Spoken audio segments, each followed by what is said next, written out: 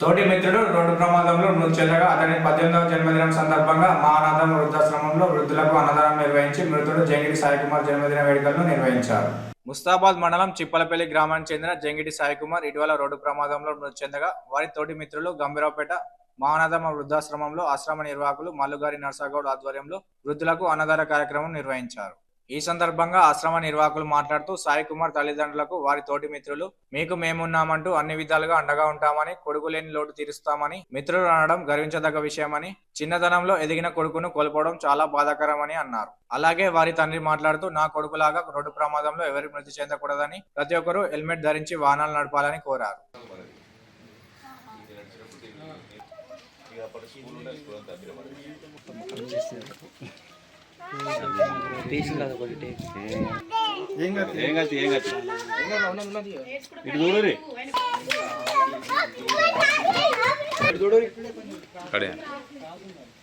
కీర్తిశేషులు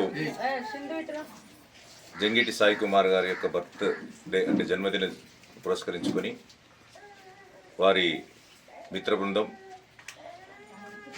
ఈరోజు మహానాథ వృద్ధాశ్రమానికి వచ్చి వారి జన్మదినం 17 జనవరిని పురస్కరించుకొని ఈరోజు వారు వేడుక జరిపి వృద్ధులందరికీ కూడా భోజనాన్ని అందించి పనులని ఇచ్చి వారి యొక్క ఆశీర్వాదాన్ని వారితో పాటు కీర్తిశేషులైనటువంటి వారి మిత్రుడు సాయి కుమార్కి భగవంతుడి ఆశీర్వాదం ఆత్మకు శాంతి కలగాలని వారి ఈ కార్యక్రమం నిర్వర్తించారు. ఈ రోజుల్లో బ్రతికున్నటువంటి స్నేహానికి వెలగట్టేటువంటి పరిస్థితిలో ఉన్నటువంటి యువతరం, అవసరాలతోటి అనుబంధాలు ఉన్నటువంటి ప్రస్తుత సమాజంలో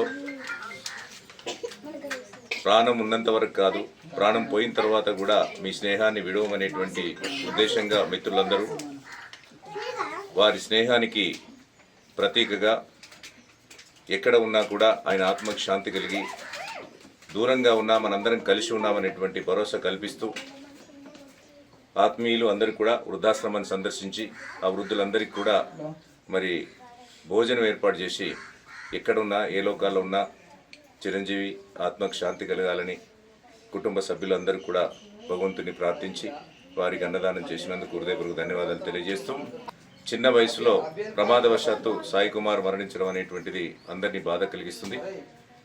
అది భగవంతుడి నిర్ణయం కాబట్టి దాన్ని ధైర్యంగా ఎదుర్కొని భౌతికంగా లేకుండా మీ జ్ఞాపకాల్లో మానసికంగా మీతో కలిసి ఉంటాడనేటువంటి నమ్మకంతో మీరు ధైర్యంగా జీవించాలని, ఆ భగవంతుడు మీకు ఆత్మధైర్యాన్ని కలిగించాలని, సాయి కుమార్కు ఆత్మశాంతి కలగాలని సందర్భంగా భగవంతుని వేడుకుంటున్నాను. మాట్లాడుతున్నా సాయి కుమార్ జరిగిన సంఘటన ఇంకొకరు కూడా జరగద్దు. వారికి వాళ్ళ ఏజ్ వాళ్ళకు కూడా జర కేర్ఫుల్ ఉండాలి, జాగ్రత్త ఉండాలి. హెల్మెట్ బండి మీద పోయేటప్పుడు కూడా హెల్మెట్ కానీ ఏది కానీ అలా జాగ్రత్త వాళ్ళు పాటించి తల్లిదండ్రులకు కూడా ఎలాంటి ఇబ్బంది కలగకుండా ముందు జరగటానికి గురించి కూడా కొద్దిగా ఆలోచన చేయాలని నేను ప్రార్థన చేస్తున్నాను.